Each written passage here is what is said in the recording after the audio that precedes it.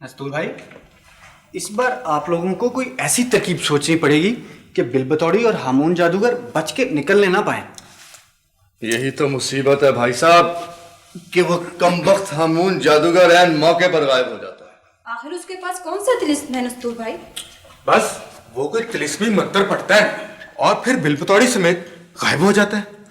तो फिर सबसे पहले आप लोगों को उसकी तिलिस्मी ताकत का राज मालूम करना चाहिए, और जब उसकी ताकत खत्म हो जाएगी तो वो खुद ब खुद आप लोगों के कब्जे में आ जाएगा। ओहो रिजवान भाई, उसकी ताकत का राज हमें कैसे मालूम होगा?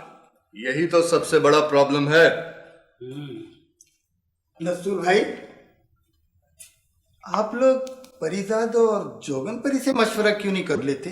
तो फिर चलो उनके दरबार में चलते हैं।